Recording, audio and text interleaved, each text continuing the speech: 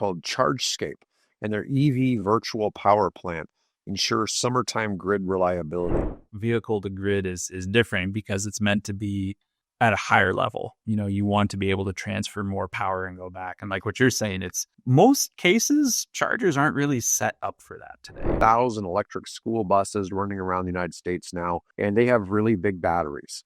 They could be used to help with operating the grid at night. You don't want to be making power if there's no customer for the power. So you still need a way to balance that out. And vehicle to grid seems to help with that.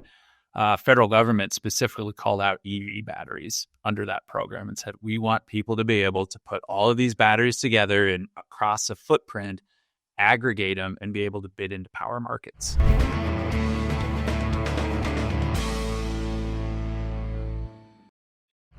Hi, I'm David with EV World News, and I'm back today on a Wednesday with our resident engineer, Mike Herzog. How's it going, Mike? We're here. It's Wednesday. My ears are ringing. I'm smiling because it's every time we start, there's a little 3 to 5 second delay. And you and I sit there and stare at each other. And as soon as we start talking, it starts. Okay. So one of our viewers sent us an article about this company called ChargeScape, and their EV virtual power plant ensures summertime grid reliability. Now, we've talked on here a few times about vehicle to grid, about this coming around. So basically, for those of you who aren't familiar with vehicle to grid, it's where you take your vehicle battery, you keep your vehicle plugged in, and you have to have a system where you either have a charger that is bidirectional or you have the ability from the vehicle to send power back. Now, the problem with that on the type of charger, that even if your vehicle is set up for it, it may only be able to power like a single 110 outlet. Okay.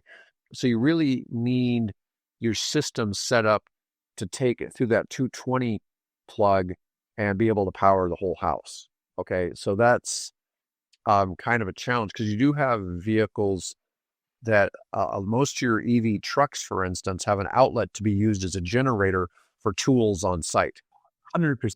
And that's like when hurricanes have hit Texas and places like that. There's always the article, family powers home and neighbor's freezer through their F-150 Lightning. That's what it is. It's got just your standard 110 outlet, go plug in your spike bar and charge and power whatever you need. But this is different.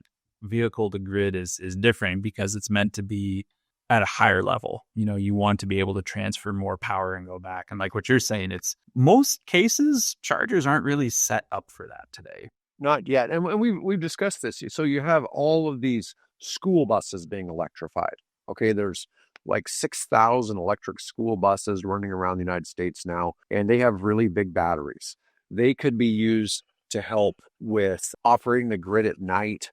There's different things that those could be used for. We've talked about the idea of when semi-trucks become electrified, especially if they were like in battery swap situations, you had all these excess batteries, they could really help stabilize the grid because you have all of these battery backups out there, and you need batteries with renewable energy, okay? Because renewable energy is not baseload energy, so it's not 24/7, but you have all this energy coming from wind and solar in particular, and it needs battery storage to help stabilize that. But even if you had constant 100% source of power, you still have the issue of that you don't want to be making power if there's no customer for the power.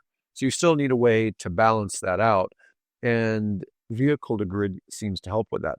Did you read through this article on the virtual power plant? Yeah, and it's the kind of where it's going, why it's interesting is that this is being implemented.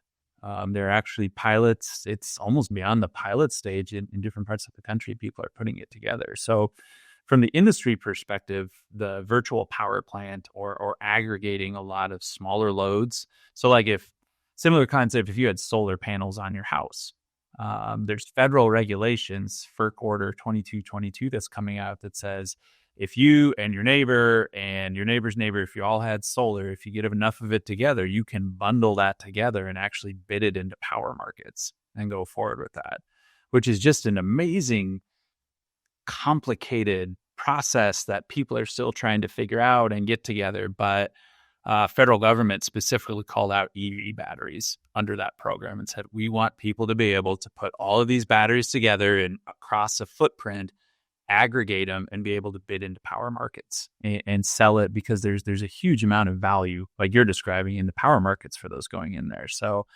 the fact that people are already starting to do this and implement, because you got to think about, you said charger technology, communication technology, billing software, control software. How does somebody opt out of that if, like, boy, my battery's about to run out, I need those miles for tomorrow, kind of thing?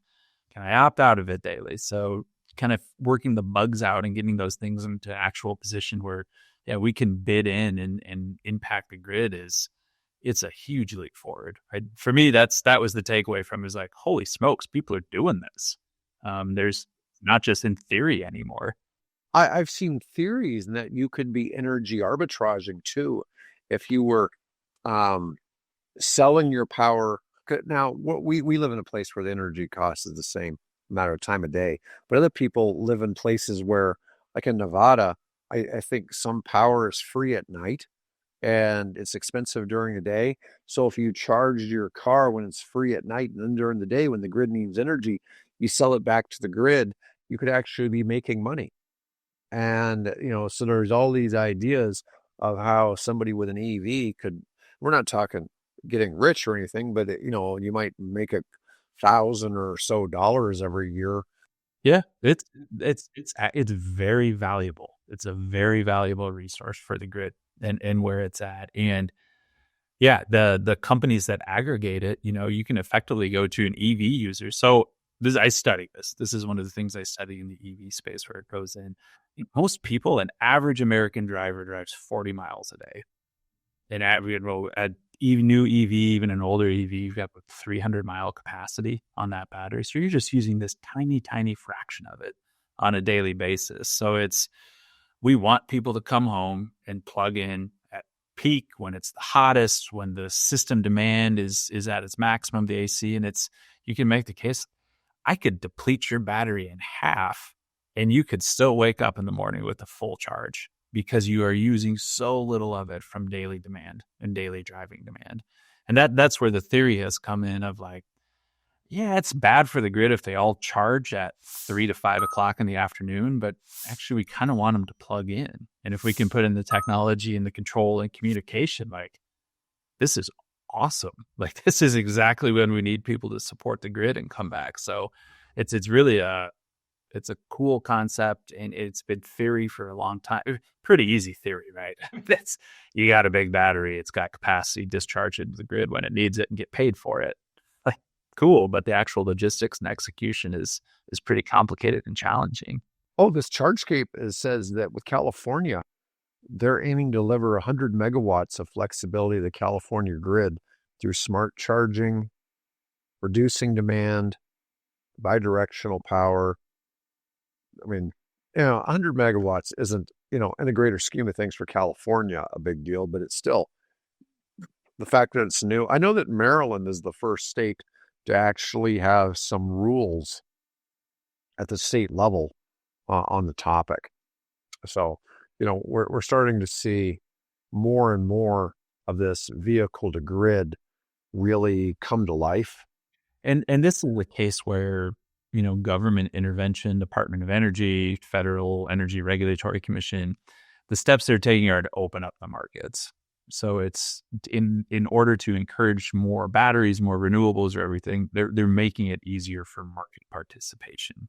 So this is one of those cases where federal government taking action, it's, we want people to enter this space. We're going to make the barriers of entry lower for you, and actually require people to accept your bids and what you're putting into the market. So I view it as a good thing in that case, but I think it's one of those, even with the current administration, I really hope these regulations stand, because it opens up more people in the market.